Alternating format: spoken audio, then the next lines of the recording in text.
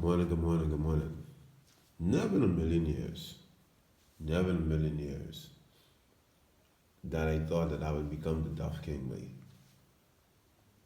You have to understand, who you're dealing with here, or who the world has dealt with, early in my life as a child, being very shy, very timid, very awkward as well. I was very, very awkward. My mother said I couldn't even speak until I was 3. I didn't say my first word until I was 3 years old. Now I talk plenty. I talk plenty now, babe. I guess, like they say, he's making up for lost time, those years of silence. All of a sudden now he has a lot to say. Boy, I got plenty to say, babe.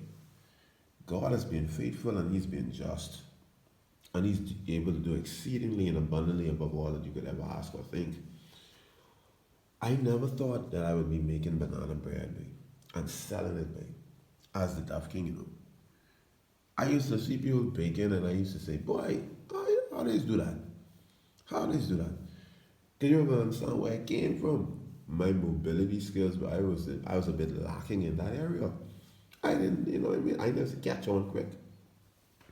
Now academically, no, I was all right. You know what I mean? I was poised with my academics, but the mobility part of life tied into the fact that I was, or coupled with the fact that I was a shy kid, growing up shy, awkward, it's lacking confidence is a serious thing. It will stifle you, it will immobilize you. It would immobilize you, babe. But I can tell you now, babe, when you tap into something greater than yourself, and I'm talking about that King of Kings and Lord of Lords, when you tap into him and you reach deeper then, that's when you can extract, greatness, because greatness is in everybody, you know what I mean? You just have to be willing to tap into that source of greatness. And so weird, but this recipe right here, this recipe, I stumbled upon it in terms of by accident.